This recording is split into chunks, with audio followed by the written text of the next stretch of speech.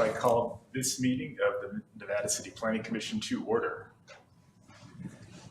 With that, let me read the Nisenan tribe recognition. We acknowledge that the Nisenan people are still here among us today, though nearly invisible. We understand that we are on Nisenan land that was never ceded, and the original tribal families have yet to recover from the near genocide of their people. As a resident or visitor in Nisenan land, we support the Nevada City Rancheria Nisenan tribe in efforts to stabilize their people, as well as their campaign to restore federal recognition. With that, Pledge of Allegiance. Jim? I pledge allegiance to the flag of the United States of America and to the republic for which it stands, one nation, under God, indivisible, with liberty and justice for all. All right. Roll call, please. Commissioner Simmons? Here. Commissioner Nye? Here.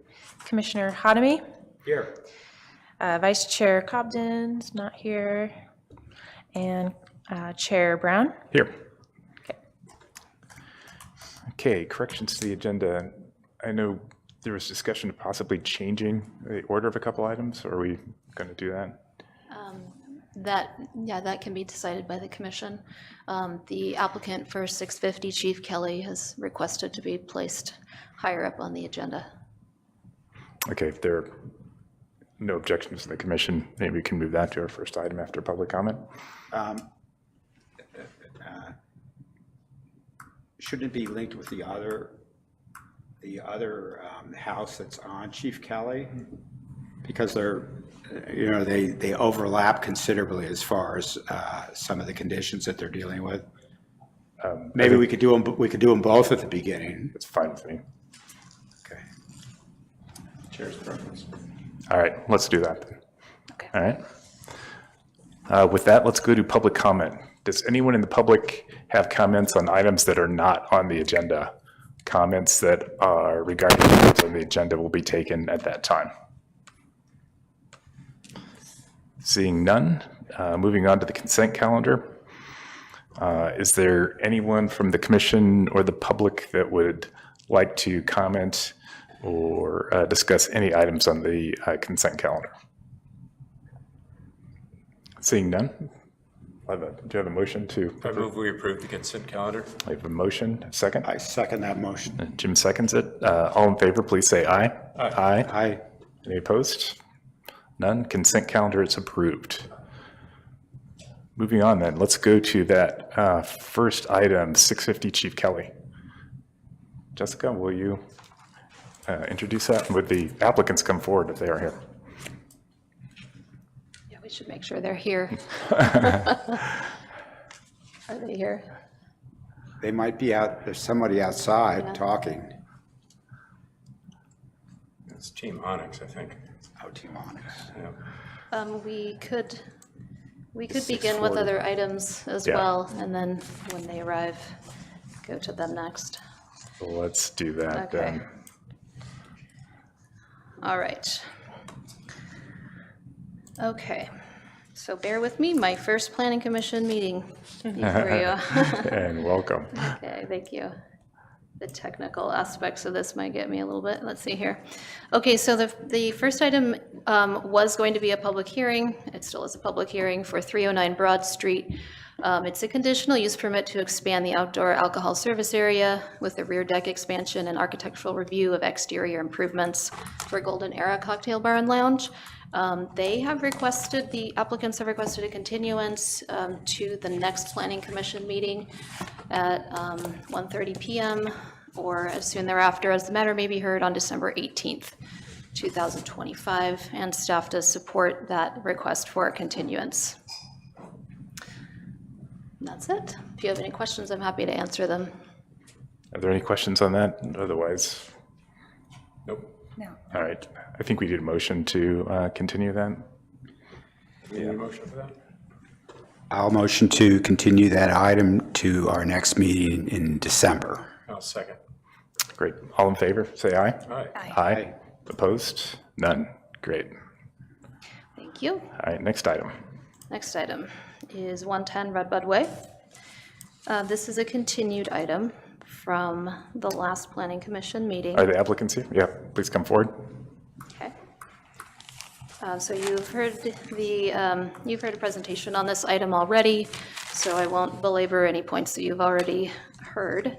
But in terms of the background of this, you did hear this on October 16th, and at that time, the project was continued due to concerns with a few items. One of those items was concern about post-approval homeowners association changes that might be made to the project that could result in the applicant having to come back to Planning Commission.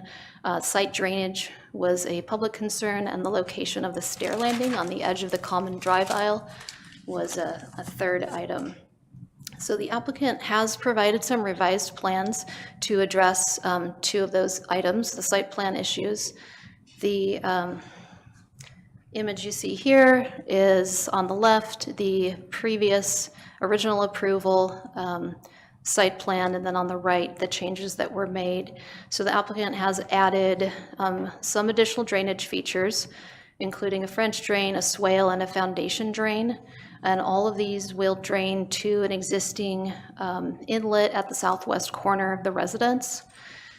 The Public Works Director has reviewed this and has provided some comments. He said essentially it does look like a good drainage plan, but the changes to the deck and the stairway, which I'll talk about in a minute, may be located just right over that drain, so the drain might need to be moved a little bit.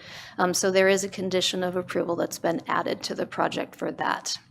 The other item was the original stair landing came right out into the drive aisle, and you can see that down in this location.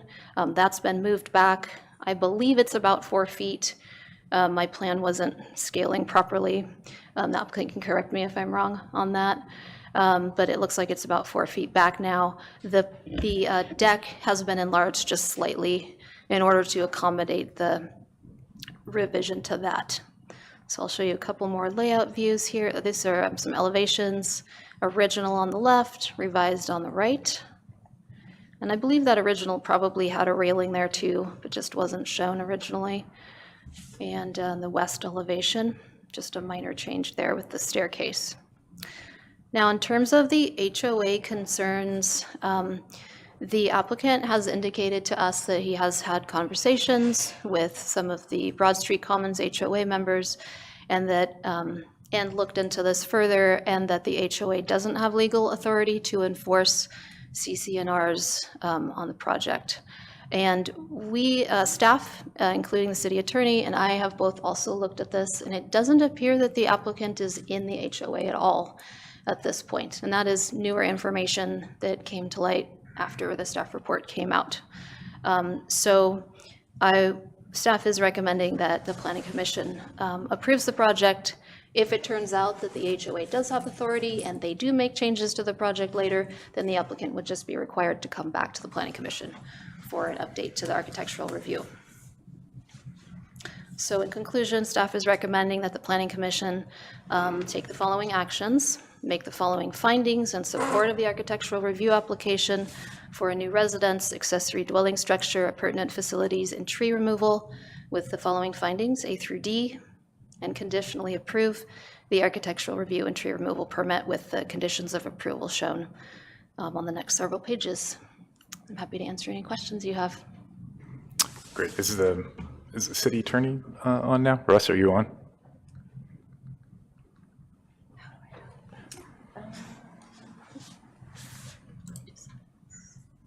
He raised his hand. Oh, yes, I need to make him allowed to talk. Thank you. Okay. Russ, you there? I'm here. Can you hear me? Yes. Yes, we can. Russ, Okay. is there anything you would like to add to Jessica's presentation of the item? No, that's accurate in my review of all the available documents. Great, thank you. Yes. And would you like to add anything to the discussion? No. Okay, at this point, open it up to questions from the commission. Any questions at this point? The only question I would have is the change to the drainage plan, which might be required by the movement of the stairway porch. Is that reviewed again by the city engineer? Yes, Before county plan check? yes, Okay, yep. And by me, yep. all right, thanks. Any other questions? Jim? That was my question, so Okay. about the, All right, no questions for me. We'll open it up to public comment at this time. Is there anyone from the public who would like to comment on this item? Chuck? Good day. Can you put the map back there? The map? I had a long conversation with Brian about this the other day. He assured me that he would be here today. But anyway, the bulk of the open property is to the west here. I mean, it's as big as this piece of property. And it's all draining towards the south. And it's a very low curve down here. So this doesn't address the whole project, anywhere close to the whole project. And this is where we've always been the most concerned about water coming across this curve. This is only a 6-inch curve, but the way it is now, it's literally about 3 inches. And there's no provision. What I've been proposing to Mr. John here from the beginning is that there would be a swale along here simply to stop this water. Like I mentioned last time, about 15 years ago, the state said no water can come off of this site onto this site. And there's no obvious way of mitigating that now. Right now, the water would come off of this site. Especially, you know, he's got some water, you know, headed in this direction to add to the water that is already coming down the slope here, so when he's hopping. So I'm not sure why this side is cut off from the previous drawings, but there should be a swale, like a French drain or something that stops the water here. And that's all we're asking. I'm not sure what the new, it looks like with the new landing, it's right into the gravel. I really recommend, I'm pretty sure the building code will fix this, catch this. That needs to be a real landing, like concrete right there when you hit the bottom here. Otherwise, you're gonna get a pit there of some kind, and I just don't think it's gonna work out that well. It's not obvious to me what this water will do when it comes down here. And it's certainly not going to make its way all the way over this drain. I just think it should be a more aggressive approach to keeping the water off the site. And I only want it that way for safety reasons. If the water comes down here, it comes into the site, and it's on asphalt, and it freezes overnight, then somebody will slip on the bottom, hurt themselves. So there's good reasons that the state made this requirement about 15 years ago. So thank you. All right, thank you, Chuck. Is there anyone else who would like to comment on this item? Okay. Seeing none, I'll get back to the commission for discussion. And I guess my first question of staff would be in regards to the water issue that Chuck was discussing. Was that covered by Brian or reviewed by Brian? Do you Yeah, know? Brian did review this, and he actually went out there it was late last week, we had a big storm, and he went out and looked at the site and said that he didn't think that there needed to be changes to the drainage other than the fact that we may need to move the inlet for the new stairs and deck. So that was the input that I received from Brian. I'm not sure if the question on the, is that on the east side here of the plan of the new residence? All of that drainage would come down the new drains on the side of the house and then over to the left on the site plan, and then down to the drainage inlet at the southwest corner there. So I wasn't sure I'm not sure if that answers your question. Yeah. Okay. Also, on the plans, there is a swale where Chuck is talking about. There is? Yeah. One that Yeah. been made The one that I submitted to the, on previous use, so no. like last week. Okay, so it's not on the current smell site. It is here. See this yellow line? This wasn't cut off, the swale goes right here. I didn't see it. I didn't see it. On this Scroll This down. here, the swale, Yeah. swale.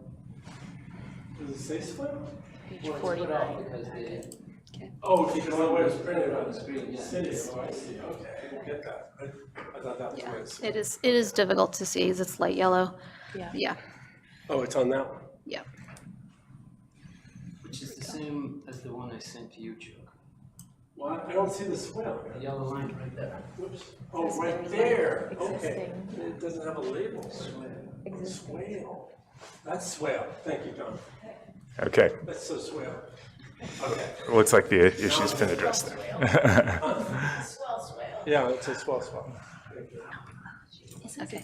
Okay, great. Yeah.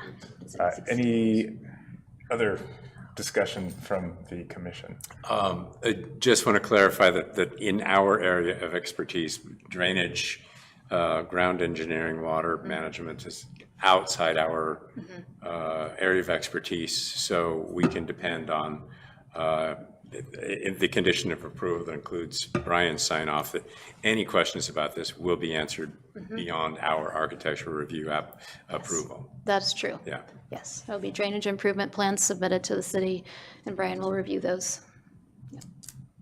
Great. Any other discussion? Thanks for clarifying, Adams. Well, just to be absolutely sure that we're not overlooking anything. Any other discussion from the commission? No. Sean? Jim? No.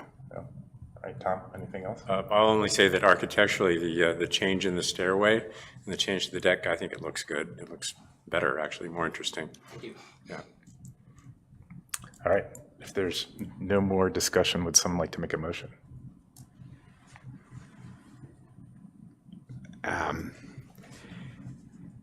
I will make a motion, but tell me exactly how I should do it. With, I make a motion that we approve the application with the condition of Brian will be submitting a review of the drainage issue. There is a condition in the conditions of approval that you would be approving with the whole approval that Brian had added to this, saying that he will be looking at this again. So I'm not sure if we need to add it. Okay. Yeah, I think if you, like on page, looks On like page- 43 of the PDF, you can read it off there, Jim. Okay, I can read it. Perfect. So do I need to come back to you before I go to the county or to Brian? when you submit it to the county, they'll send it over to us. That's part of their routing process. I could just show you mine. I'll just, okay. I move that we conditionally approve the architectural review and tree removal permit application for 110 Redbud Way with the following conditions of approval. I think you can say with the with- recommended conditions. With the recommended conditions of approval. Can you make the first motion first? There's a CEQA part up there too. Okay. Sorry.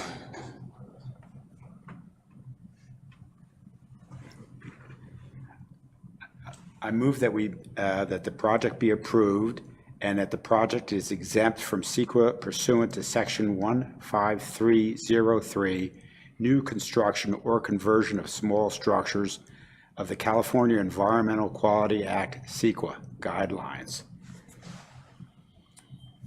And then, Finger scroll.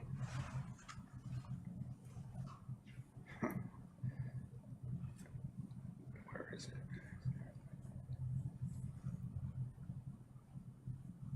All the way down here. These are all the conditions. Is that- Including all recommended conditions of approval? Yeah, I can make a suggestion. You can say something like, I move to, number one, make the following findings in support of the architectural review application. I'm reading right off number one. For a new residence, accessory dwelling structure, pertinent facilities, and tree removal at 110 Redbud Way, making the findings A through D, as shown in the staff report. And that way you don't have to read every single finding. Yeah. Where's that first thing?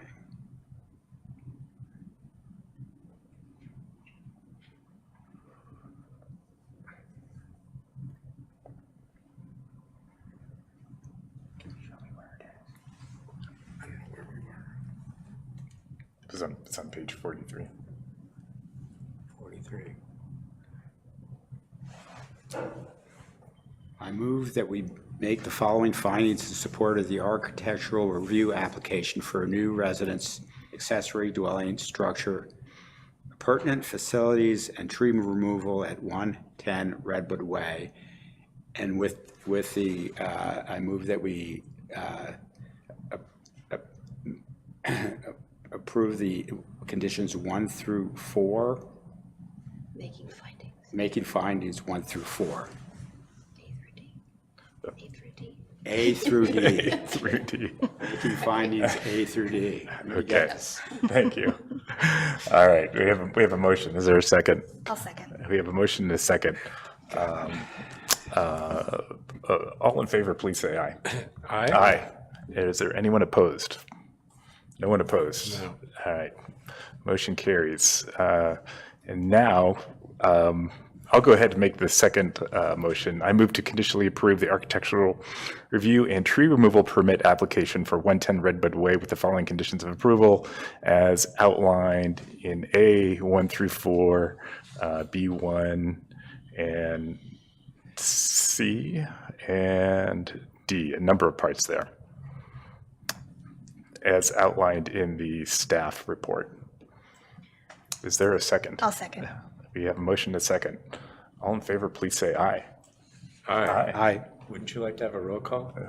If we're all in favor, Okay. I think we can dispense with it, if that's all right. Rodney moved. Any opposed? Nay. Are you I'm opposed? not opposed. Oh, you're not opposed. Great. Motion carries with all in support. Thank you. Best of luck. Thank you. Thank you.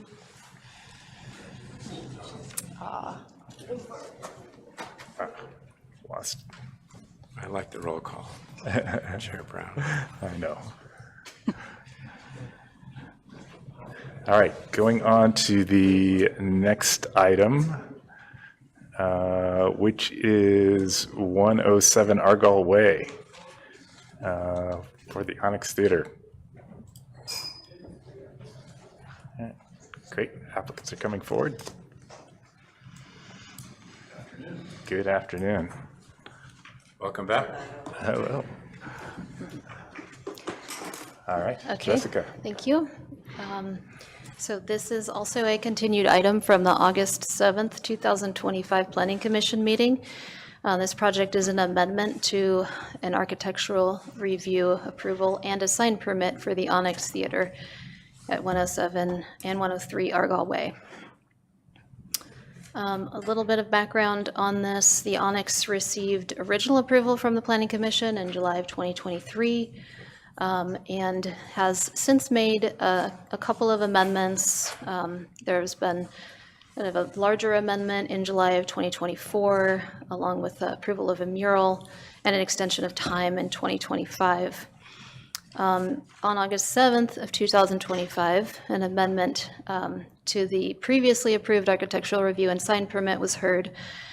At that time, the applicant proposed a marquee sign that was slightly different from the original approval and the amended approval. And in order to accommodate that new sign design, the designers proposed a change to the gable end wall, which had previously been recessed with a hip-style roof. And then that gable end was extended out to be flush with the marquee sign location. The stucco finishing was retained from the original approval. And at the August hearing, just to refresh the commission's memory, the commission expressed some concerns about the design of the metal beam that was proposed above the marquee. That was a new feature of that amendment on August 7th. Primarily that the beam's curvature was too contemporary and was therefore potentially inconsistent with the architectural context of the Seven Hills Business District. There was also some concern with the onyx lettering within the metal beam, given that we already had an onyx sign above that. So on the left here, I'm on page 2 of the main staff report for this project, is the approved style from July of 2024, and then the subsequent the proposed sign changes on August 7th of this year, which were not approved. They were continued to today. So there's now an updated submittal with some changes to those features. The first change is to the shape and size of the metal beam above the marquee. It's now shorter with more of a rectilinear style than the curved style that was previously proposed. And the onyx lettering that was in that beam has been removed. It is now just a beam. And previously it had been proposed as a black marquee with white letters. I'm sorry, it was a white marquee with black letters and is now proposed as a black marquee with white letters. So staff has reviewed the project against the design guidelines and our codes. And the newly proposed rectilinear metal beam is more consistent architecturally with the surrounding neighborhood than the previous rounded beam, just given, the architecture within that commercial neighborhood on Argall. In terms of the signage, the proposed signs do meet the sign code criteria as they lie flat against the building, and they do meet the code requirements for square footage. The lighting that's proposed is it's the same as what was proposed the last time, and the commission hadn't expressed any concerns about that. It's affixed to the interior of the aluminum cove channel just above the marquee, and that lighting is consistent with previous conditions of approval. The project is exempt from environmental review since the changes are minor and would not have an environmental impact. And then finally, I want to point out there have been, you can see this list here on page 3 of 5 of the staff report, updated conditions of approval. There have been 5 sets of changes, and so I did take the liberty of going through all of the conditions and making sure that they are easily understood for staff moving forward and for the applicant when they come in with their revised plans for approval, and for Planning Commission if there are any more amendments. And so staff is proposing some changes to the original conditions that basically these will now show all of the amendments, whether things have been removed or added. If these are approved today, I would remove all of the underlining and strike through, so there's a nice clean set of conditions moving forward. So staff is recommending that the commission approve the architectural review and sign permit applications for the Onyx, making the findings shown, and approve the architectural review and sign permit as amended, subject to the conditions of approval shown in the staff report. Great, thank you, Jessica. Yes. Anything you'd like to add? No, I think that just about covers it. We're just here to answer any questions anybody might have. Okay, great, thank you. With that, are there questions from the commission? Well, since I'm just jumping in, I did go back and watch the meetings that you guys were at. Can you tell me what the difference is on the beam exactly? So it's... Mostly that from one end to the other, it was one consistent arc, one consistent radius, and projected further out from the face of the building. I believe there's a small plan view. Yeah. Well, actually, that illustrates it quite nicely, actually, the three-dimensional. But instead of being the current assemblage of small rounded corners with straight elements to it, it was a continuous curve, like a slice taken out of a circle. So it kind of popped out more. That is true. Previously. Okay. Yes. And it had no straight anything to it. And the lettering, the onyx lettering. And it had the letters on it. It also had the lettering. Great. Thank you. Any other questions?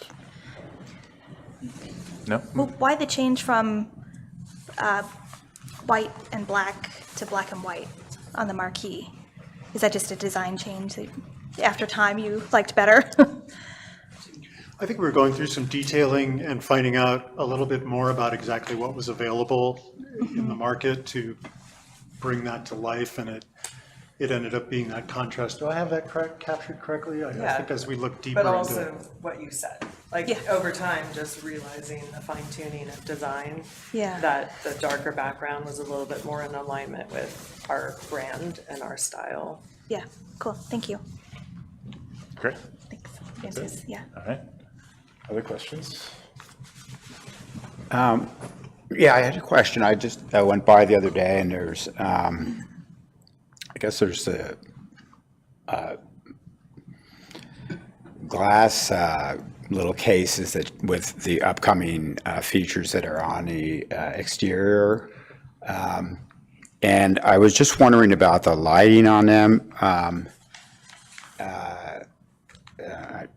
whether it has internal lighting. I'm not sure that. It's been a bit since we've spoken about that, but I believe where those have ended up is that they're not backlit. Am I correct in that? I believe that we do no longer have any sort of proposal for them to be backlit, I think is where that ended up. And instead, the cases in which they're mounted the lighting is concealed at the edges. I believe that's where we ended up. It's been a little bit since we talked about that. Maybe it shows up here in the lighting.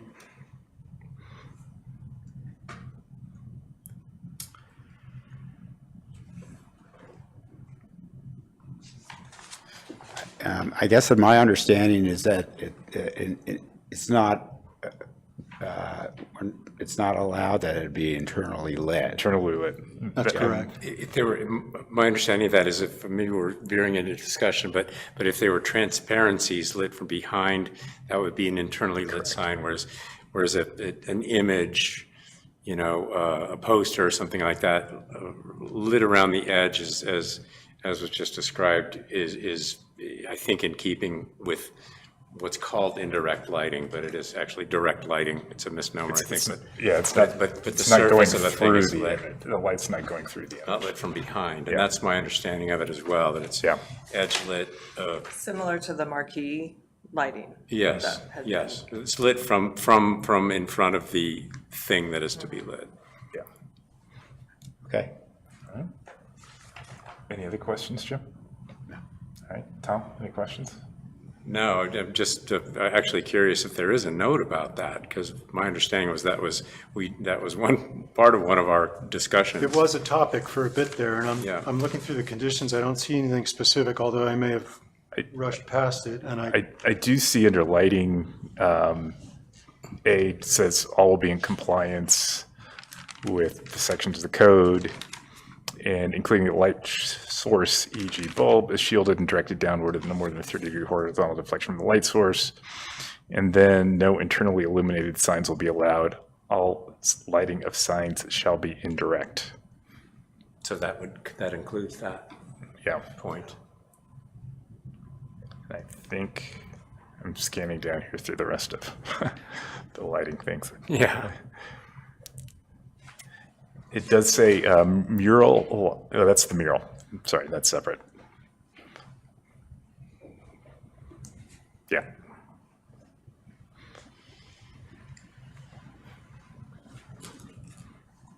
And that, what I just read is on page 65 of the packet. All right, any other questions? Tom? I don't have any questions, no. All right. I have no questions. I will open it to the public for comment. Is there anyone from the public who would like to comment on this item? Seeing no one, bring it back to the commission for discussion. Anyone who would like to? This may go back to the question period, but the means by which the mural is lit once it's accomplished is something that gets reviewed then, right? That's my understanding. yeah, the ultimate construction documents that get submitted and routed back through planning will have photometric information on all of the lighting that's proposed on the Right. outside as one single document. The lighting for the mural is concealed within that eave above it. And it does say in the conditions that, thank you, Jessica, for putting all these together. This is very Yes. helpful. Yes. Mural lighting. I kind of lost track myself. Yeah. Mural lighting to be reviewed by project liaison in accordance with reviewing all lighting for the site. That's lucky me. That is you. Lucky you. Any other items you'd like to discuss, Tom?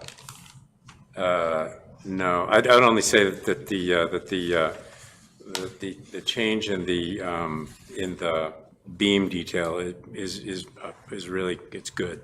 It's really good. I appreciate it. Your sensitivity and creative response, and it looks great. Thanks. Other discussion from the commission? Michonne? No? Jim? No? I'll just finish. I agree with Tom. I think it is, much more in accordance with, what we feel is appropriate for that district. So thank you. Celine came up with it. Yeah. All right. And we hope expresses your taste and what you want for the business. Sure. Yeah. All right. With that, would someone like to make a motion regarding this item? I'll try. All right. Excellent. Since I like the Onyx and revitalizing that whole area, I'll make the motion to approve the following findings in support of the architectural review and sign permit applications for the Onyx at 107 Argyle Way with the conditions listed in the staff Report. Thank you. And then do I do the second one? Sure. Also, and I'll also make a motion to approve the architectural review, application and sign permit as amended, subject to the following conditions of approval pursuant to section 17.88.040 of the City Municipal Code. Is that it? I think so. Yes. Scanning That's down. fine. All right, we have a motion. I'd like to second that. We have a motion and a second. All right, roll call, please. Chair Brown, Yes. Commissioner Hadami, Yes. Commissioner Nye, Yes. Commissioner Simmons. Yes. Okay. Great. Motion passes. Great. All right. Thank you very much. Thank you. Thank you very much. And build it quickly. Wouldn't that be lovely? Hopefully. All right. Thank you. Moving on to the next item, 318 Broad Street, sign permit for Church of the Essence. Is the applicant here? Yeah, come forward, please.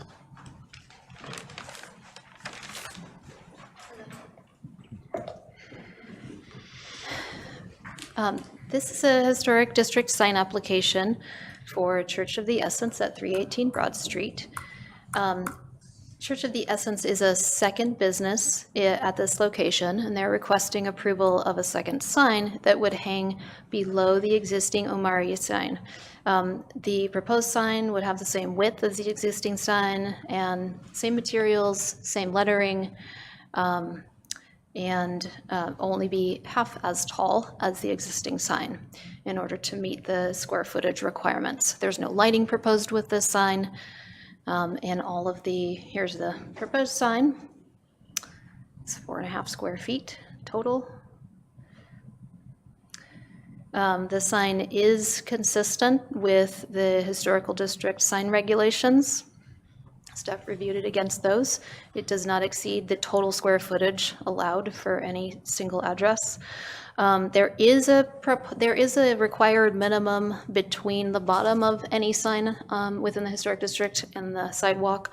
So we'll just need to make sure that this sign meets that, which means right now, if we were to hang it, it would have to be flush with the existing sign. So probably the existing sign will have to move up just a couple of inches in order to meet that. Yeah. The proposed hardware is also the same as the existing hardware. So staff is recommending that the Planning Commission approve this project, making the findings shown in the staff report and with the conditions that include the height requirement from the sidewalk as shown in the staff report. Great, thank you. Anything you'd like to add? What's that? Is there anything you'd like to add to her discussion of the item? Not that I can think of. Okay, great. Thank you. Are there any questions from the commission on this item? Yes, is this sign, it's a sort of a naturally crafted, maybe charred piece of wood? And the second sign will be made the same way, have the same effect? By the exact same person.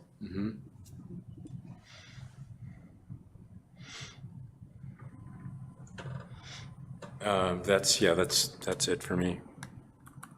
Any other questions? No. No? Jim? No? None from me? Is there anyone in the public who would like to comment on this item?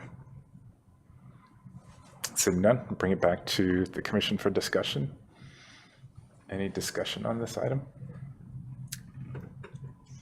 I mean, I went around downtown and there are quite a few signs that have secondary signs underneath, so it's consistent with what's down here. But are they smaller? Yes. Shorter? So this one would be This is the different. biggest. It would be the biggest. And now I know that it's two separate businesses. I didn't know that before. So maybe that changes my opinion, but it will stand out if it's that much bigger than the other secondary signs that are on Broad Street. One's not a business, sorry to clarify, one's a church, nonprofit, because downstairs we hold non-denominational circles. So I just wanted to clarify, it's actually not technically a business. Okay, thank you. Okay. Any other? And I would clarify too, I'm not sure if I made this clear, but the Church of the Essence sign is half the height of the existing sign, so it will be, a smaller sign. The existing is maybe like this, and then the new sign about this tall. Yeah, when I was That looking, the helps. other signs seem to be like this. So they're just a little bit smaller, but half, Yeah. I mean, it visually would look good, so. Okay. Yeah. All right. Other discussion from the commission? No? I'll just say, to maybe answer that, there's a lot of room in that awning, so there's a lot of visual space for it. So even if they put it up to meet the 7-foot requirement, you'll still be able to see the Omari sign? And there'll still be room above it, so I don't think it's like too, It's I not don't think it too would be I don't think it clunky. would be overbearing. That's Yeah, my okay. opinion. Yeah, no, that's good, that's helpful, thank you. Yeah. Okay. There's no other discussion. Someone like to make a motion? I'd like to, I'll move to approve it as presented, making the condition, unless it's in the staff report, that it needs to meet the minimum requirement, at least to the sidewalk of height. Yes, that's in the conditions of Okay, approval. thank you. Yep. Great. We have a motion. Do you have a second? I'll second. Motion second. Great. Roll call, please. Commissioner Simmons, Yes. Commissioner Nye, Yes. Commissioner Hadamy, Yes. Chair Brown. Yes. Okay. All right. It's approved. Thank you. Thank you. Like intense to stay here. Okay. Going on Excuse me for just a second. to the next item. Thank you. Take care. Do we want to move to the 532 Nevada Street or try to go to the Chief Kelly? Are the applicants here for Chief Kelly? Yeah, all right. We can go to, so 650 Chief Kelly, all right? That's Yes, the one that review. was- All right, 650 Chief Kelly, great. Okay. Thank you. Have a seat. I'm the 532 one. You're the Nevada Street guy. Yeah. Yeah. Oh, we're changing the order here briefly. I got it. Okay. Sorry about that.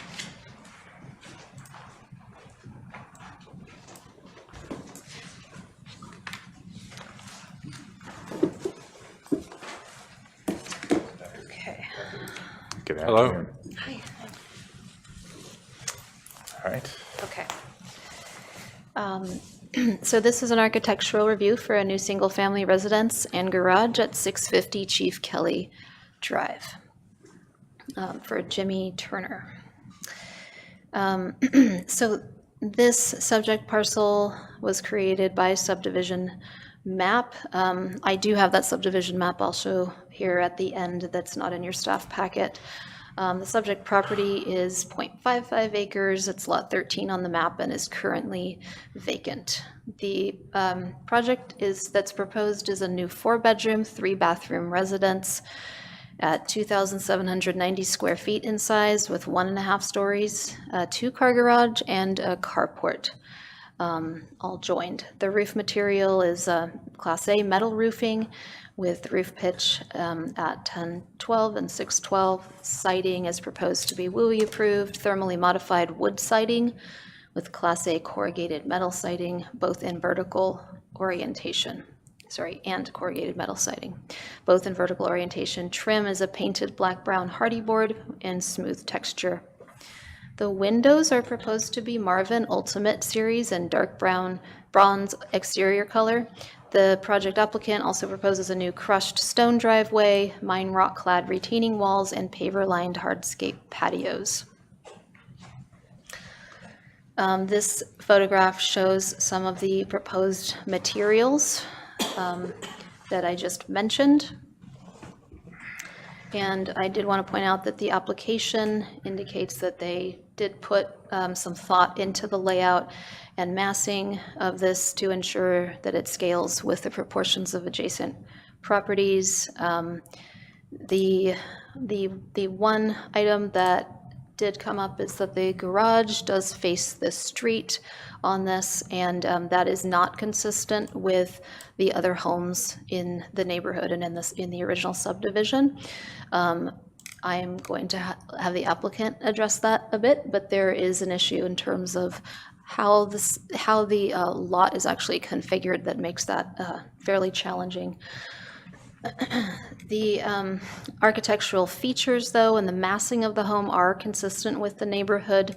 Many of the homes in the neighborhood don't utilize these types of natural materials like wood siding and corrugated metal, but they were constructed more than 20 years ago, most of them, and the residence that is proposed is compatible with the mother lode style, which features local natural materials, gabled or shed roofs, tall and narrow windows, and iron or wood shutters. And that's straight out of our design guidelines.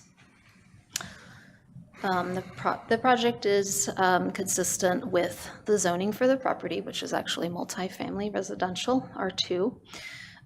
There is a site performance combining district on the site, and the regulations for that combining district are defined in the ordinance that's attached to the staff report. The home does meet all of the items that are shown in section I, items 1 through 5. With that, which includes a home size not to exceed 3,000 square feet, no mass grading, and detached garages. Although this property is not quite a detached garage, there's a breezeway that does connect it. Staff is recommending that the Planning Commission make findings in support of the project and conditionally approve the architectural review application for the project. Okay, thank you. And that's it. Anything you'd like to add? Yes, thank you. This is Jimmy and my wife Amy. We're the owners, and I'm also an architect. So I designed the house, and when we bought it probably 4 years ago, and we've been coming up here for many years. I brought some samples of it, so I'm going to show you. We've been coming up for many years, and we decided that we love this place so much, let's build a house of it. So we looked at the property next door, and it was kind of a funky little property that we couldn't make work. And then we talked to the owner of this property, and she ended up selling it to us about in 2022, I think it was.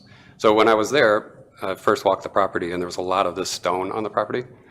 I'm sure you're familiar with the stone. But this was really the inspiration for the materials. So everything I've chosen that we've picked out for this, which I have with me and is in that photo, is based off of this. So whether it's the dark browns, which is what the siding is, there's some like little bit of rust color in here. There's also some metal like grays in here, which is some of the corrugated metal, which I'm using for the iron shutters that kind of emulate the fire shutters. And eventually, I'd really like to study that and hopefully get those operable where they can actually seal the windows off. That's the goal in case of fire too. So I just wanted to kind of start with that. And then I'll have these in case you want to see them in person as well. The siding is a thermally modified wood. So it is basically resilient to termites, fire as well. It also will stay this color. It's kiln dried to this color, so this is not a stain. So all we do is do kind of a sealer on it, and it will stay this color. So, and then as you can see, that kind of works with what you're seeing here. And then some natural stones for the drive. This is the metal that I was talking about for the shutters. It's kind of like an aged steel, like a blackened gray steel. And then this is the dark bronze, which would be the color of the windows and the trim.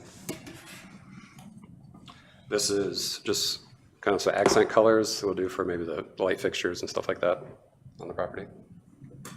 And then just some natural wood for the back porch. So the front and the back porch will probably have this stone on it here, which will match also the crushed stone driveway. But really, we've gone through probably 5 different layouts for the property. It's a really funky property. It's like got a dog leg in it that kind of goes off the back. And it's hard with the setbacks to try to keep it from falling off the back cliff. So keeping it tight enough so you can stay and actually build it. So I've stayed about 13 feet off the back cliff so we don't have any structural issues. And then obviously the setback from the street as well. This type of stone and the mine rock is going to be the retaining walls that kind of terrace up to the house so that it's not sitting like on slab on grade. It's actually on a crawl. To just kind of softly elevate it up to the street, and that'll be the access to the front porch as well. The reason that the garage is facing the street, I tried to shift it. I wanted it to be on the side, but again, with the dog leg, when you get to that side, it gets really narrow, and you end up pushing it too far into your backyard. Like basically, I can't have a kind of a private backyard and get out of the garage without backing onto the neighbor's property. So that's why I pushed it back. So it sits behind at the back of the property. I mean, the back of the house, back side of the house, and then it's separated by a breezeway, which will become the carport for our main parking in and out for daily. That's it. Okay, great, thank you. All right, does the commission, anyone in the commission have questions about this? Yeah, not, Go ahead, Jim. so you looked at repositioning the garage, and maybe that's not the best pitch, but there might be a better one.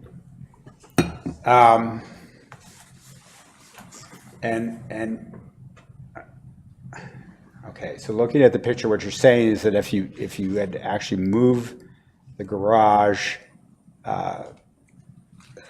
so that it was a side that you enter from the side, that's not feasible given the layout of the property. Not sure I quite see that. I mean, most of the houses going up and down have a detached garage, which is what's recommended, and not all of them do. Like next to you doesn't, and then across the street, I think is also attached. So, you know, given the layout, I can see, you know, why you would want it that way. But there is no way then to have it other than facing the street, is what you're saying? Well, I can show you. Can I point to it on the Yeah. plan? So what I was trying to do was to take this and work with this angle, right? And so this is the setback line right here. So this kind of wavy line is the top of the slope right there. So it drops off right at that point. And so you've got, even though the setback line is here, you've got to at least be 10 feet away from the edge, and then you still have to do structural gymnastics to keep that from kind of falling off the edge. So I'm trying to be sympathetic to that to make sure that we're not messing with, we've also got some trees here. That was part of the thought too, but trying to balance that without cutting down the trees and getting too close to the edge, and then trying to get the a minimum of 24 feet to back out of the garage, plus the 5-foot swale that you need between properties. That was where the struggle was, because it has to sit like right here, or it has to be way back here, which is, again, the farther it goes back, the narrower it gets with the setbacks. So that was the struggle. So one thing I thought about was, okay, let's push. It basically is a detached garage with a breezeway connector over it. But one thing I thought about was, instead of it being up in front, push it back to the back, which then you have access to the back mudroom or something like that. So it made sense, so it's off the street. It's actually, the street starts to angle here. That's where the house is across the street. Mike's house is right here. My neighbor, his garage faces this direction, and that yellow house. Yeah. But as the street turns away, it actually goes further away from the street. You see the street kind of goes this direction. And because the angle curves and property line curves, I've kind of positioned this to help kind of segment that so it follows that curve. So I think Mike's house faces this way, and mine would face this way, the next one would face that way. The house across the street is parallel. So I'm right on the bend of that. That's the thought process.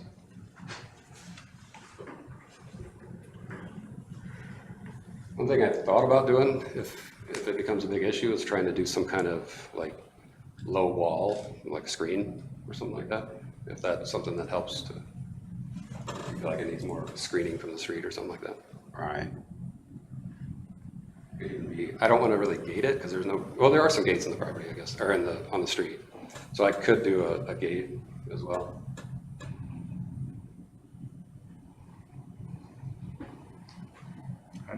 Jim, do you have any other questions? Yeah, so on the carport is the roof goes from the garage across and joins the main roof. And then the carport, so it's basically just a space there between the garage and the main part of the building? Okay. Yeah, you could see through to the back. Okay. To the loft back there. See all the trees as well. Okay. And then that becomes the perfect spot for solar, because I'm trying to group solar together. I don't like when it's all like kind of patchworked on the roof. So I'm like, that's a perfect grouping for solar. If I was to rotate the garage, it starts to get back into the trees as well. So that roof and the roof on this side here, which gets the morning sun, and late up and early afternoon also has solar panels on it.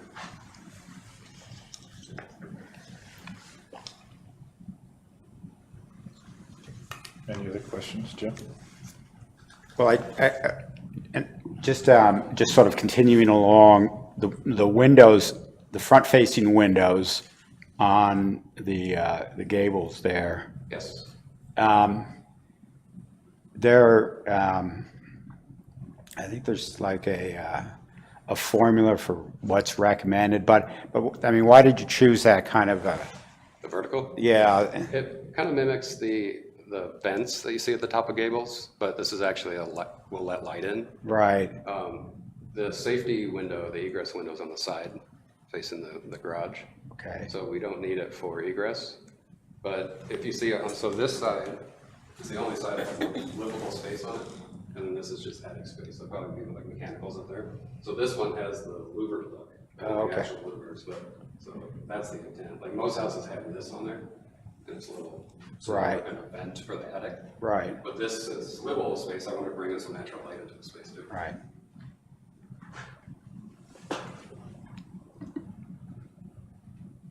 Same with that front light in the dormer on the front there. It basically scoops light in because this is a south-facing facade, the front porches. Where typically you want really to be on the other side of the street, so your living space faces south. So I'm trying to get the light into our living area with that little front dormer too.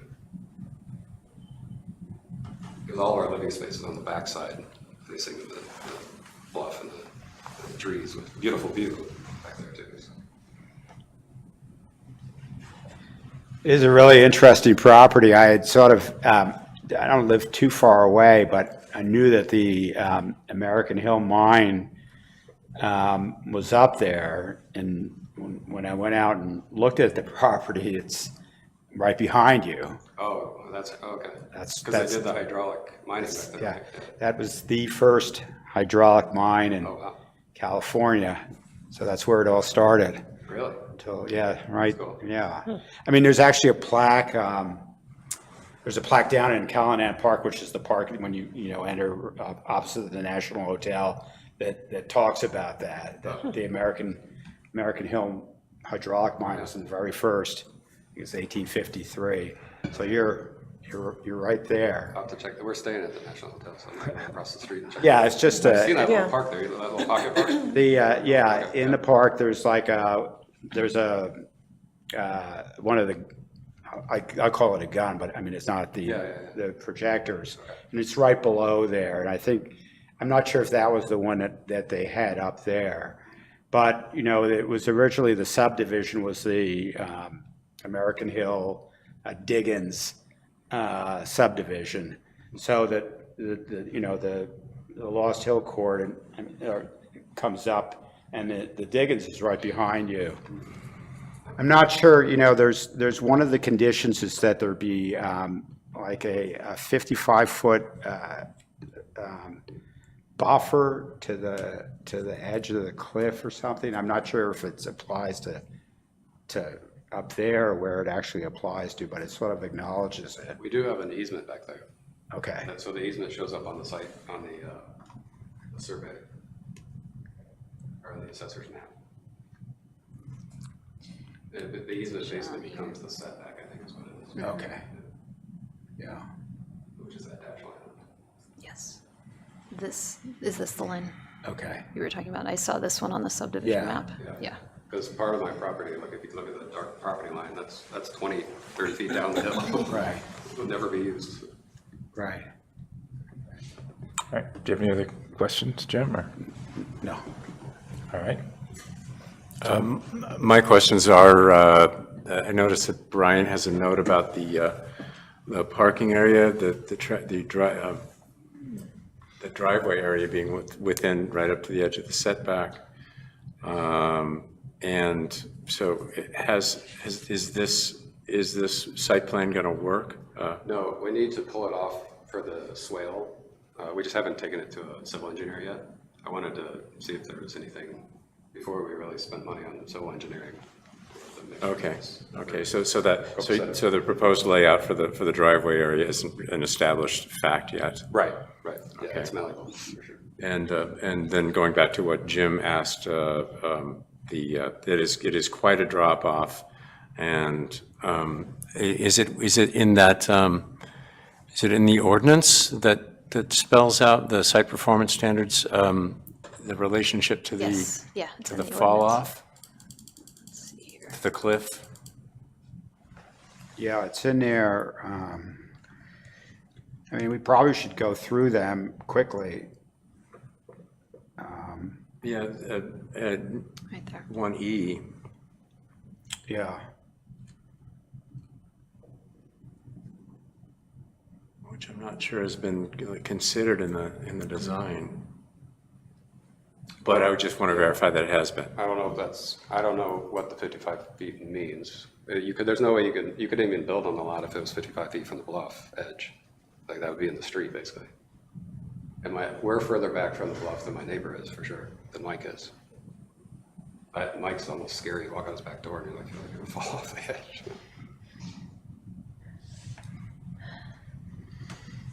It's in the zoning ordinance, and I don't know about your neighbor, but it seems to be a hard and fast truth regarding your property. So Just my property? So? well, anything that's okay. adjacent to the bluff, I guess gotcha. that's the bluff. I got you. And how is 55 feet from what? I mean, Have you seen the site? But is there a sharp? Yes, edge? there Okay, is. I have not seen the site. It's quite vertiginous. Okay. It's a beautiful site. I mean, the location, the view you get Yeah. to the east, it's really something. And you can get a view of, what is it, Cement Hill? Yeah. So that's beautiful. And if a neighbor has it, then maybe a variance for proximity to that is called for because the question's being raised, and it is in the ordinance. Yes, it's in the ordinance. It's not showing up on the subdivision map, which was done right around the same time. Yeah, So I'm not sure why it's not on the map.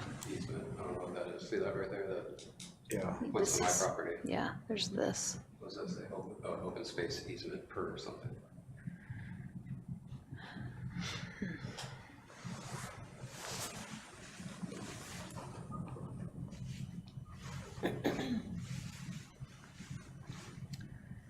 And the fact that you're mindful of the fact that some stabilization engineering thing is necessary indicates that, I don't know, that you're paying attention to the reality there. We're keeping the manzanita there right now too, make sure it's not falling off the edge when it rains. The manzanita doesn't seem to mind at all. Yeah, right. Seems to like it right there. It does. Do you have other questions? No, those are my questions. Okay. Michelle? I don't have any. No questions. I have no questions at this point. Is there anyone in the public who'd like to comment on this item? Seeing no one, bring it back for discussion to the commission. Anyone who'd like to start the discussion? Well, I'll start. I think the question about a variance is a valid one. I mean, if it's in there, if it's determined to be appropriate for this property, I mean, we should call that out. I agree. I think that we need to take a look at what that original buffer, or what the bluff actually was. I'm assuming it must have been the bluff that's at the back of this property. I don't know what else it could be referring to. And it loops around to some Yeah. neighboring houses And right next door. for And it example. looks like if you look at the subdivision map, isn't the bluff all along this open space easement that's showing? Yes. Yeah, will you move your cursor along it? Yeah, this. Yeah. This is an open space easement that was placed on the subdivision map, but I'm not sure why this wouldn't align with what was in the ordinance. So I would want to go back and look at the original approvals for this and see what happened and why there's a disconnect there between these two documents. And then potentially add a variance to the project and see how they were able to approve building in the 55-foot buffer on these other properties too. These other ones I think were done a little while ago. I don't know that we have them in the electronic records, so I'd have to go down to the basement potentially to find them. So yeah. And since the applicant's already considering, mitigating the concern, then it makes sense. Are there comments on this part of it or other items for discussion from the commission?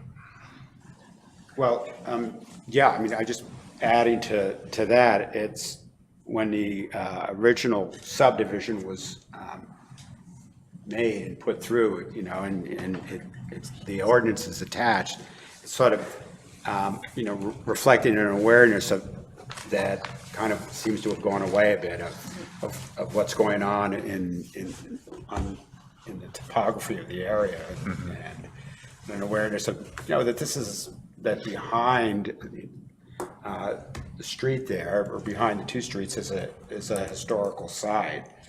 And then there's later on in one of the conditions, it talks about putting a historical marker at the site. So I'm not sure whatever happened to that. But that when it was subdivided and when, the ordinance was written, it was very much in the mind, obviously, that where these properties are placed. So I mean, it's good that we would look at it, just try and look at it the way it was when the ordinance was written, when the law was made. Yeah, I agree. The monument, we could maybe address that right now. I don't know if this is the one that you were thinking of, Commissioner Economy, but there's one showing up on Lot 3, granite monument, relocated to the center of, it's actually in the center of Lost Hill Court now. Okay, yeah. Yeah, so it was over here on Lot 3, and it is, I believe it's mentioned in the notes on the map too, up above on the first page. so that shouldn't have bearing on this lot. Okay. Yeah. Okay, other discussion? I have a couple things. Sure. And I don't want to mention them because your house, it's beautiful. That's, my objective opinion.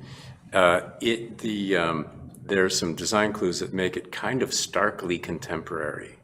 Not that it doesn't blend with the surroundings, as you say, but the rest of the neighborhood refers to Nevada City-style architecture, the familiar forms, and some of them not so beautifully, but there's an expectation that there's an aesthetic in the neighborhood that is it refers to established forms and proportions, and on the sort of most notable indicator of non-consistency, in my opinion, is the very narrow windows on the gable ends in the front, and they're powerful. They're really super cool, and maybe aesthetically too strong a statement for the neighborhood. We consider consistency with the neighborhood a lot here in terms of architectural review. All the detailing is like really great. Your materials, obviously very high quality. And the thing that concerns me most about is just those very narrow windows. If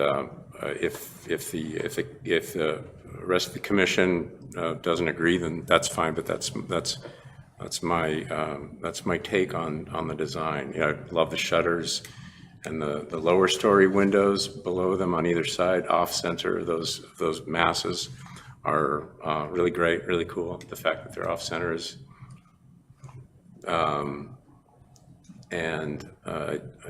I just think those very narrow windows in the gable ends pushes it a little bit.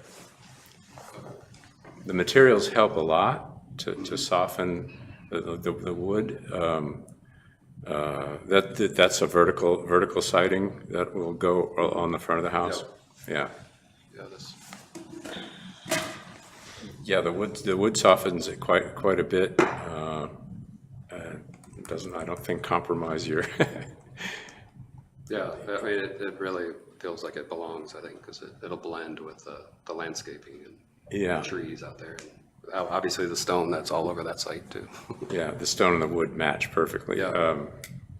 So if you'd consider widening those windows to something a little more comforting. Yeah. I'll look at it and see what looks good. It'll be a matter of like playing with them. Yeah. Proportionally and Yeah, stuff. they're really strong, and it just might put it like in another city, if you know what I mean. Sure. Other discussion? That's all I have, yeah. All right, Michelle? I also want to say regarding the garage,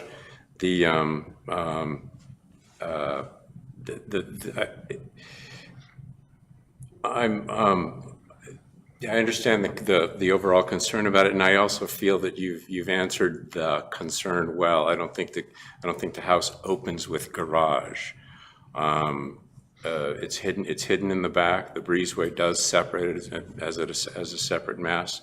The fact that it's at an oblique angle from the street kind of steers it away from being like smack on the parallel line with the street. And there's a tree shown in the site plan that kind of directly blocks the parking area. And if you did plan on bolstering that a little bit, Yeah, I actually, you can that see helps how a lot. You're talking about that tree at the Yes. top left? Yeah, that's why the driveway, I never like straight driveways, so I like kind of the meandering ones. That's so it meanders around that tree. So even when you're pulling in the driveway, you can't even see the garage. Right? You're looking at the house first. Yeah. Yeah, so I, Come around the corner to the garage. so in my opinion, your design really answers the concern, the reason that detached garage would be encouraged there. I also wanted to break it up, like whenever it is facing the street, it's not one big garage door, it's two smaller ones. And it's of the same material too. Yeah, Okay. Anything that's all else? I had. All right. Yeah, and just having that open space in the breezeway Yeah. helps visually split it up, so I like that too. Any other discussion from you, Michelle? No, other than I think it's my dream house, so can I move in? Yeah, and I'll just add, I had the same comments as Tom regarding the garage. I feel that especially being set back like that, you've, addressed the intent, of what was included there. So, And I would also like to ask if any other commissioner has the sense that I have about the gable end windows, creating a more contemporary effect than the feel of the neighborhood. Yes. I mean, that was why I brought it up earlier, about the windows. So, yeah, I agree with that. Yeah, I can see the concern, yeah. yeah, I think the point is valid. Yeah. Yeah, the proportions are different. Like all the windows are like 1 to 2, and that one's more like 1 to 4. Yeah, exactly. So with the issue brought up about the 55-foot setback, do we want to continue this then to December? Yes. Okay. Like anything else you want to add? I think give you a chance to potentially consider those comments about the windows in the upper portion. You can look at the 55 and how that fits and all that. So. Yeah. All right. So ask your architect to propose a slightly different proportion. And ask him too, what those light fixtures are that you have referenced in the plan. Those are really nice. Are those cool? Yeah. I like those. They look like they're forged steel too. So. Yeah. I think they're from Rejuvenation, really. Rejuvenation? Yeah, I think so. I'm writing I it down. remember correctly. All right. I think we need a motion though to continue this. I'll move to continue this item to the next meeting. I'll second that. All right. Got a motion second. All in favor, say aye. All right. Aye. Opposed? None. All right. All right. Thank you. Thank you very much. Thank you. Okay. Let's go on to the other house in the neighborhood. 641 Chief Kelly. Applicant here? Yeah, please come forward.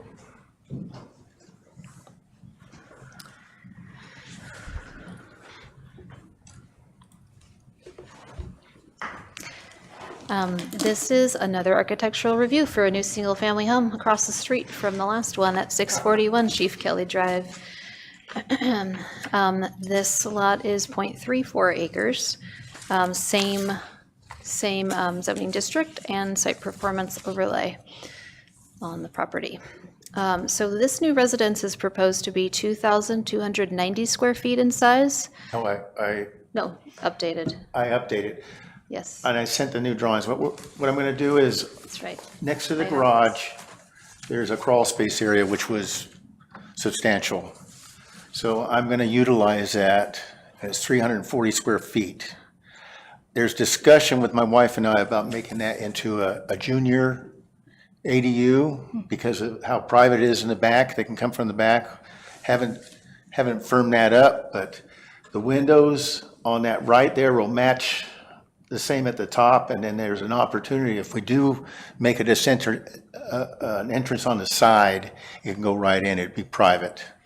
So, but the house right now with the upgrade I did is 2521.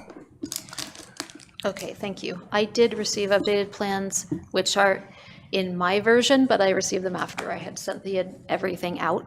Thank you. So they are here, and I will show those to you here in a moment. So thank you for the update on the size there. Yeah, we'll see that in a moment. So the roof material is proposed to be Certainteed Presidential Solaris Shake in Shadow Gray. Roof pitch at 612. Siding is a Hardy Artisan V Groove siding, and the gable ends will be Hardy Shingle Fiber Cement Straight. Trim is red cedar Reson, and windows are going to be Milgard. And so here are some of the elevations. So this project's architectural design, massing, and materials are consistent with the surrounding neighborhood. I didn't personally see anything that was that different from what else is in the neighborhood. And so that was my review of that. Again, as I mentioned with the last one, this also has the site performance combining district regulations. The things that we looked at for this, again, were the maximum home size, which with your new addition in the square footage still meets that, no mass grading, and the ordinance encourages detached garages. And again, this one also exempt from environmental review under section 15303 of the CEQA guidelines. And staff is recommending that the Planning Commission make findings in support of the architectural review application for this residence and garage and conditionally approve the project. And I will bring up these new plans here. There's just a couple other items I wanted to point out.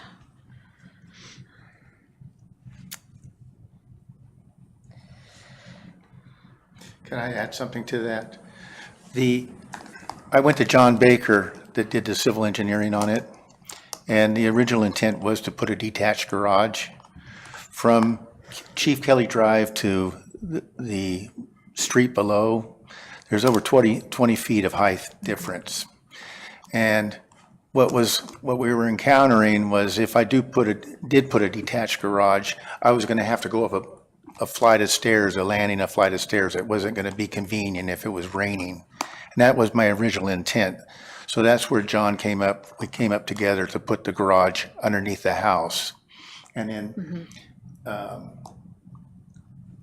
there's the site plan there. But that was the original intent, was to put a detached garage. But it was just, if the weather was bad, it would have been sort of miserable going 40-something feet in the weather, going upstairs and a flight of landings to get to it. Right, and that ordinance encourages detached garages, but like Commissioner Akademi mentioned earlier, not all of the properties in this neighborhood have detached garages. And there are, I believe, the one right next to this property also has a garage that's accessed off this back Moonridge Drive. Let's bring up the new plans here. I think they're at the... The original owner of that property that was approved by this commission had the garage right to the front of the street. So it looked like a house that was a subdivision. It was approved. And I didn't like that look. I think that the porch look on the front gives it that nice, feel. And in the back, we're utilizing the back that we have using the garage and a covered patio above for the view that we see in the back of the property. So this is the lower level next to the garage. In the plans that were in the agenda packet sent out, this was shown as is it storage space or something along those lines, right? Crawl space. And now it's shown as a bedroom number 5. This layout appeared to me to be the same. Correct me if I'm wrong. Okay. And then this west elevation now has a window. There was no window here before, so that was the one change that I saw. It just makes it look like a box down there. Right, any other changes? No. And then same, I think was it the south elevation? I think there's this new window back here. We added an awning window instead of a single hung because there's the shower there, can't drop it down. So it gives us consistency of it. Did we cover all of the changes? Yes. Okay. So that is the conclusion of my report. Great, thank you. Anything else you'd like to add? It was that lot was tough because there is a little bit of digging to do for that garage and a concrete masonry wall underneath there. And I tried to get away from the lap siding. Hardy came out with a new siding. It's a V groove.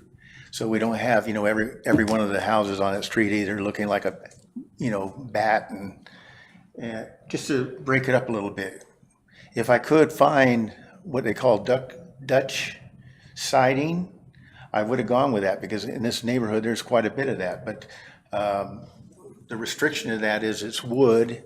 And to be able to do that, I would have to wrap the building with 5/8 dense glass, which would drive up the cost of this. So I was trying to keep in, the contents of the neighborhood around here, but a little bit more than just having lap siding or what's out there. Great, thank you. And the other thing too is on the shingles, I did find, and talking to a friend, I'm going to go with a Allure on the top. And I was going to go a straight shingle and then do it like a scallop and then a straight, and that'll really break it up on the top to give it some character instead of just give it some, definition. Thank you. Okay. Any questions from the commission about this item? Isn't there a ferrocement Dutch lap profile? I've looked for it, and there isn't. It's like a thing that would be great if. No, I do it too, and I've looked, and I'm.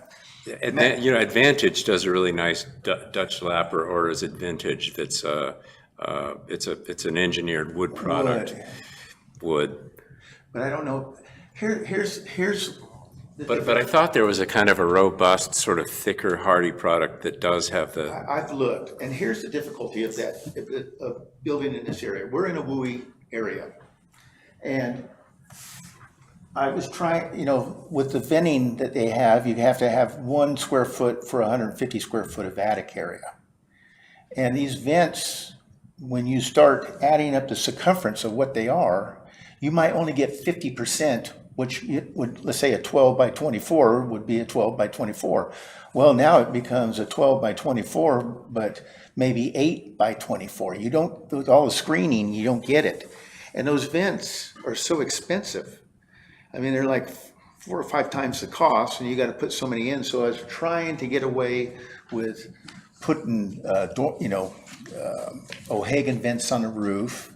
So I'm talking to a Title 24 person right now. I'm going to go a closed cell insulation and roof foam, so I don't have to have all that ventilation, even in the soffits. It takes away.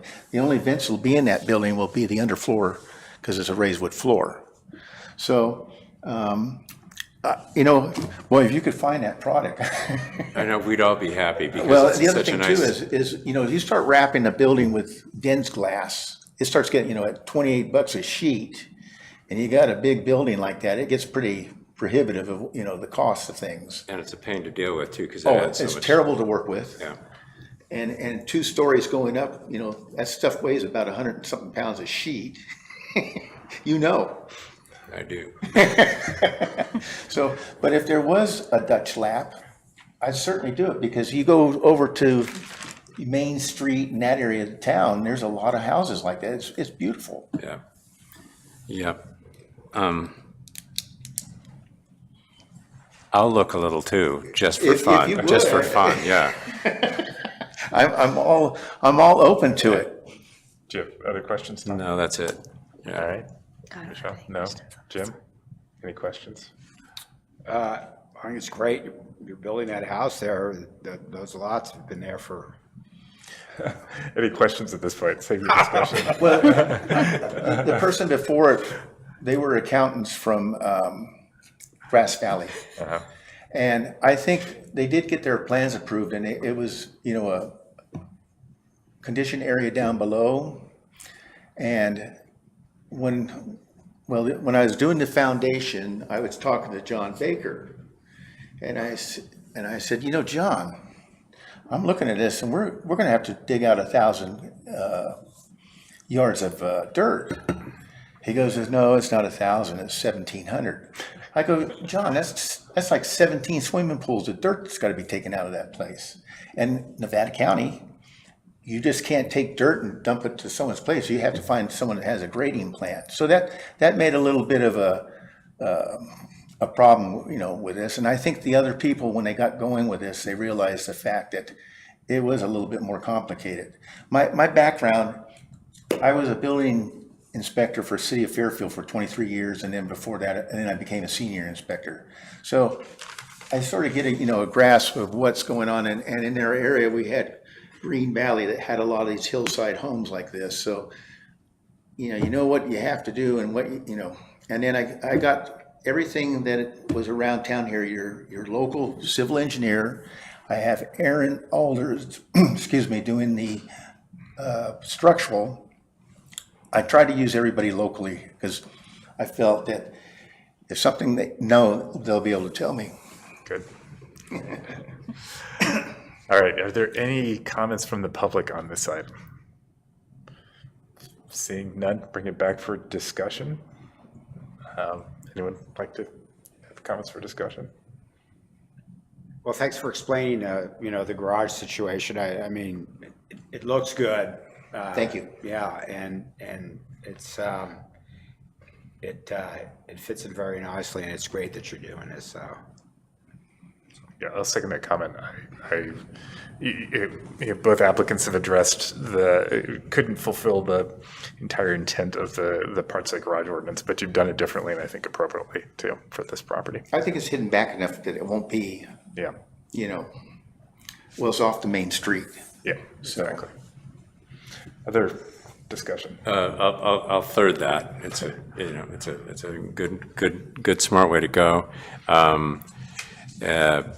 I was looking at the window trim detail. What I'm doing on that is I'm wrapping it. I'm going to use you have your window, and then it's an inch with a 45 miter, and then I wrap a 2x4 underneath it to give it sort of a standout look. Instead of just squaring it off and Yeah, like a picture frame kind of thing. No. Let's see. If the sill detail, the angled sill were to interrupt the side casings, this is just my opinion, but it would have a more historic look if the sill came out beyond the What I'll side do is casings. let me drive around and see how everybody else is doing it, and I'll try to keep in the same consistency of what's going on. Yeah, I agree with you. And I think what you're proposing is already sort of exceeds the standards of your neighborhood. No judgment here, but consider that. It wouldn't be a condition of approval or anything. I can do that. And Yeah, then- and if I have to come by and submit a new drawing for that, give me some time to drive around and see what's going on with those wraps, and then we'll make it consistent with the area. Yeah. Unless you have some other plan that I can. No, it would, if you did that, might be an improvement on the native trim of the area. That's fine. That's Yeah. fine. And more historically relevant to the city. I get it. Yeah, you'll see what I'm talking about. No, I get it. I understand. I wouldn't know how to add that, and it's not necessarily a requirement, so I guess leave that question to the applicant's discretion. And other than that, I think it's a nice plan, and your modified plan, it improves the appearance of it too, so. When you walk in the house, it's vaulted a little bit in the living room. And where the covered patio is, what I did was I took advantage of that because a garage needs a roof. So with the WUI, you have to have either a soffit or 2-inch nominal. So that covered patio is beam T and G. So it's going to, when you walk in, it's all beam. And then if I have room, I will put a fireplace in there. So it'll be pretty, and then the other thing I put in that house, because I'm 71 and I don't like carrying stuff upstairs, there's a dumbwaiter going right into the kitchen. So that makes it convenient. All right, any other discussion, Tom? That's all I have, thank you. All right, Misha, do you have any discussion? No, all right. there's no more discussions. I'm just wondering how we handle the modification, allowing that option that Tom discussed. I would suggest that Commissioner and I could be the liaison for the project if there's any minor changes to that. yeah. I can just let you know. And the citing, if you find the citing that the applicant's happy with. I'll take your input. Okay. Yeah, the liaison, if you don't know, is if there's any minor thing like what we're discussing, you don't have to come back to the full commission. You just, discuss. You're my with- go-between. Yeah, Gotcha. yeah. All right. Someone like to make a motion then?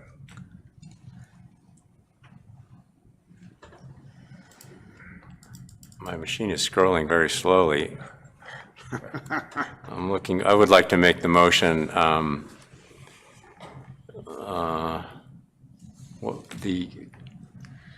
the process for approval, what PDF page is that? 93. 93, yeah.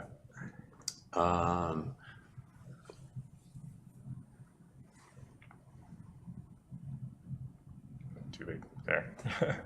Okay, so I move we approve the project, making the following findings in support of the architectural review application for new residence and garage at 641 Chief Kelly Drive. Making finding A, the project is exempt from CEQA, and B, the proposed structure is generally compatible with the Nevada City style of architecture, and C, that the proposed residence is compatible within the context of the surrounding neighborhood. And 2, conditionally approve architectural review application for 641 Chief Kelly Drive with making findings. Conditions of approval as in the staff report. Yes, condition is as in the staff report. I feel like I've had an easier time with this. That's my motion. Great, thank you. I will second the motion. Roll call, please. Commissioner Simmons? Yes. Commissioner Nye? Yes. Commissioner Hadamy? Yes. Chair Brown? Yes, Okay. and Tom and I will be the liaison. I might add that today I was called for jury duty, and I had to put this down as a financial hardship because I'm happy that this is happening because I'm trying to get with the 2022 code cycle because things change with the energy, the next one. And it really meant a lot because it does save quite a bit of money, not having to put the ESS batteries in at $18,000 a pop. And Yeah. Well, you're approved, so thank you. thank you, everybody. Thank you. All right. All right, going on now. The last item Last item. is an architectural review for a residential addition over 25% outside the historical district at 532 Nevada Street. Come on up.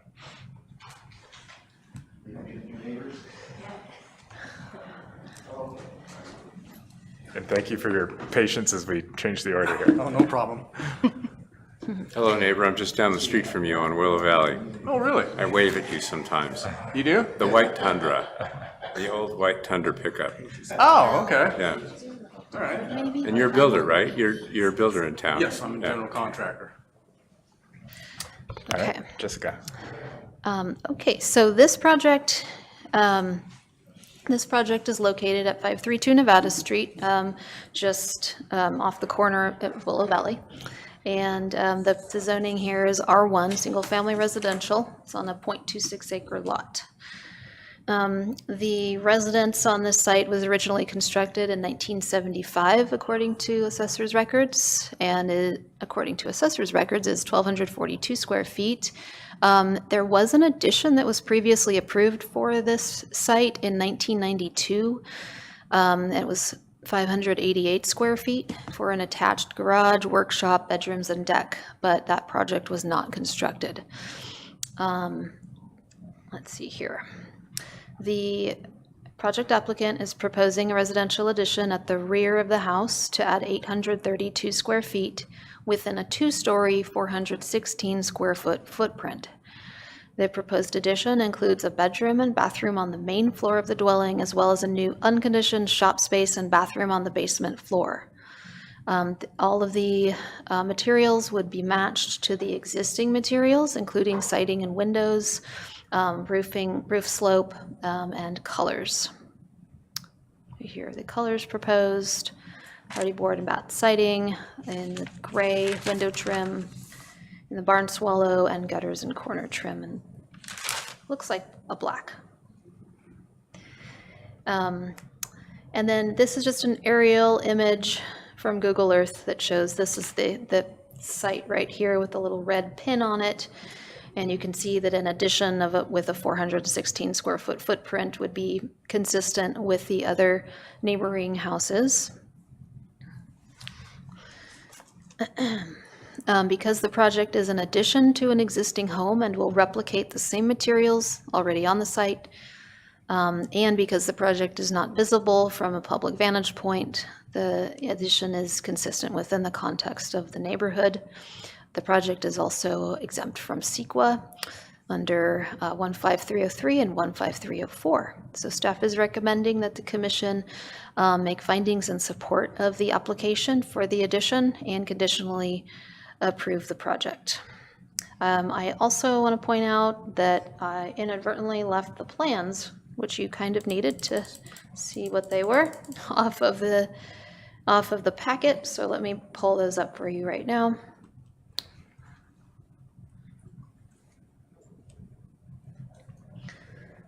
Let me see if the next sheet, this might actually show a good overview right here.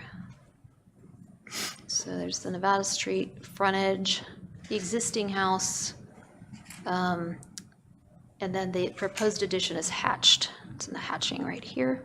So you can see it meets all the setbacks.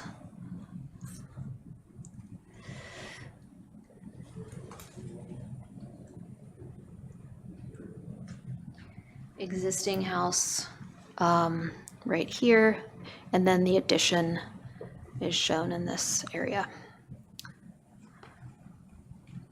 Let me see here. Oh, and this is the basement floor plan with the shop and a little bathroom.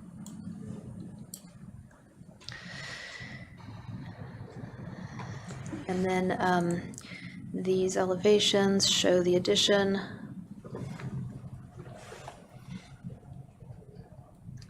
And I'm happy to kind of go through any of these other plans so you can see what's happening here. But I am done with the presentation. Other than that, Great. okay. Anything you'd like to add? Not really. It's All right. pretty straightforward. It's a pretty simple little addition. Great. Any questions from the commission?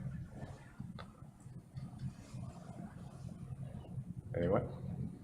No? I don't have any. No? None from me either.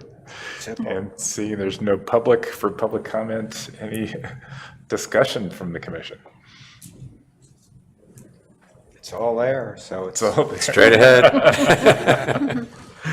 All right. Would anyone like to make a motion?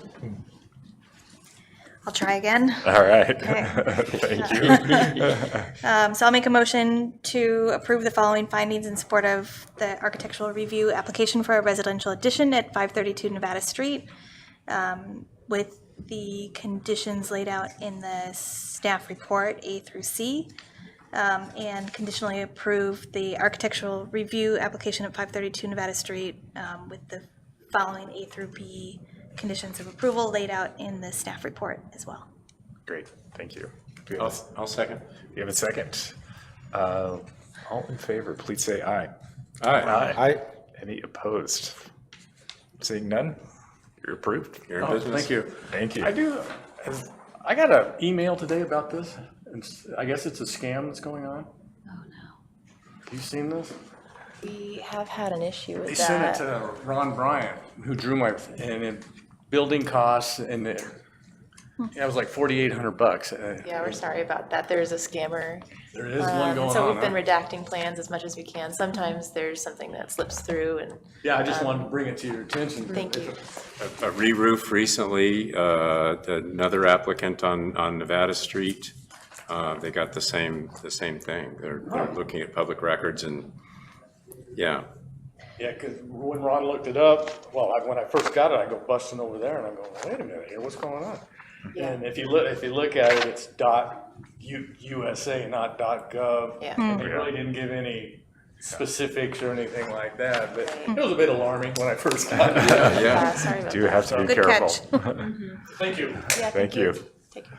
All right, great. That is the agenda. So next meeting, December 18th. Any other announcements you'd like to make? at this point? Yeah, I do want to talk about this issue that just happened, because, you know, we have been taking a lot of time redacting all the applications when we attach them to the agenda, but there are on the site plans, I think this is what happened with this applicant, is there was probably a little email address that was tiny and we didn't see it, and so didn't redact it on one or more of the plan sheets.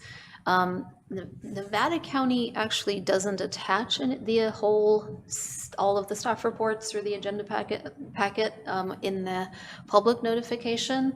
So I might suggest, and I talked to the assistant city manager about this too, but I would suggest that maybe we just post the agenda itself and then say that if anybody would like a copy of any of if they want the whole packet, they just need to call us or email us and we'll send it to them. Because the scammers I think they're bots and they're just taking this information off. I don't think there's a person who's actually like looking through at the sheets. And then we would obviously send all the planning commissioners the packets as well. It's a little overwhelming trying to find this out, and I know they were very upset. I got an upset phone call earlier today about the invoice that they received. So I wanted to get some feedback from you guys about that. Probably a note in the city newsletter Okay. that everybody gets. I'd say something bold from the city manager saying, be aware that there is a scam. Yeah. And, verify fees, argue about any fees that the city tries to charge you. It's on our website. It's right, Big yeah. notice. The warnings on the website? Yeah, Yeah. Scam. it is. Everybody does get the newsletter though. Yeah. And it's a way better newsletter than it used to be, so I read it. So that's probably a good idea. Michelle? Just Brown Act wise, if it's going out to the commissioners, Yeah. it has to go to the public at the same time. So does just posting and saying you can have access to it by emailing or calling or coming by, does that meet that Brown Act requirement? I believe it does. If Russ is on the line, maybe he could Yeah. comment. He raised his hand. So it still needs to be posted it still needs to be available on the website. So Just the agenda or the entire packet with all of the application Entire. materials? the entire packet. Okay. So we're just gonna have to work harder redacting all of the information. So Russ, I'm just confused because the county never does that. Are they in violation of the Brown Act? Or, I would not say that. We We Okay. will, we'll look, let's talk about your current practice yeah, exactly and what we're trying to do, and I can give you a more definitive answer, but okay, Okay, so you guys can. we'll look at that. You can look at it and Yeah, come back we'll with look a at it. recommendation. And I would also suggest, just say explicitly to every applicant Yeah. to be aware of this scam. Right. Just Right. this, Maybe send that because I send out email notifications here. Here's the agenda, here's the staff report for your project. If you get an invoice after a great this, idea. it's not from us. Yeah. That's a great idea. Okay, I'll add that to it. Yeah. All right. Did Brian want to talk to us? I'm sorry I'm late. I forgot to come for the discussion. Were you okay? I think we made it through okay, yeah. But I do have another comment on the continued item, the one that's coming back. There's, on that map that you were looking at, it showed a 20-foot setback from the slope, but it referenced another map, And so I went and pulled that other map that it references. And there's 20 foot on one side, on the lot side, and then another 35 foot on the, it'd be the co-housing parcel. So I don't know if that adds up. It'd be, Adds up to the 55 feet that's Yeah. in the ordinance. so it's like, there's two maps that show. Okay. Sounds like you guys can bring it We'll back to figure us it out. and figure Yeah. that I'll out. show Yeah, you. great, Yeah. thank you. Thanks. All right, any other announcements or anything? Do you want to talk about future items? Yeah, there's just some future items on here. And next time I'll be bringing the calendar for 2026 for your approval also. We're still working through ADU height limits. I know this item already came to you and you provided a recommendation on it. But we ended up sending that ordinance over to HCD for feedback, and there were many parts of the ADU ordinance that were not in compliance with state law. Beyond just the height limits? Yeah, way beyond the Okay. height, yeah. Okay. Yeah, so they don't actually, what happens is if we were to adopt it and then after we're done adopting the ordinance, if it went to city council and they approved it, then we have to send it to HCD for approval. They would just kick it back For a with a number of bunch of changes. changes. So we're gonna have to come back to you on that one. I'm Okay. sorry, what's HCD? Oh, the Housing Community Development Agency for the State state. agency. State agency. Yeah, Yeah, thanks. they are the ones who have all they regulate. But their objection wasn't specifically to the height, it was No. okay. No, we can be less restrictive. We just can't be more restrictive. So, and I think the height allowance was being less restrictive. We were going steeper than the state and taller than the state allows. It's tall, Yeah. yeah, it was taller. Yes, yeah. They only allow they allow 16 feet, but you can go taller than that. You just can't go shorter. Yeah. Tiny homes on wheels is something that we're looking at right now too. So that'll be coming at some point in the next couple of months, probably. 309 Broad, we already talked about that one. The Stone House, I'm hoping to get that one on the December agenda, but I think the site plan might need some more refinements. And then 310 Broad Street is looking at a rear deck demo. And they also have been talking to me about doing some updates to the front of the building, which would be separate from a rear deck demo. And those would probably come separately, because there's some issues, I think, engineering-wise with it right now. It's deteriorating a little bit. Is the dark sky ordinance on your radar? Yes, that is on there. And we actually, when I was drafting this, I didn't have all the information, but I'll put that on this, and there actually probably will be more items on this future items this list is next good. time. I appreciate the heads yes. up on these items, actually. Yeah. So what we learned is that it went to city council. City council said, looks good on the ordinance, now send it over to the Dark Sky Association and have them certify Nevada City as a dark sky certified municipality. And so that association has given us comments, and we're like literally just catching up to this week. Oh, good. So glad yeah. you're It's in the keeping works. things going. Yeah, yeah. Yep. One more item too would be the discussion of modifying our architectural guidelines for fire. We had the joint meeting. I know Councilmember Peterson's been looking at that, so another thing to put a track here too. It's got a long way to go, though, I think, before Yeah, but it is going to happen in some time. before the rubber gets anywhere near the road. Yeah, yeah. Okay, All right. okay, sounds good. I'll look at Anything that. else? All right. We're adjourned.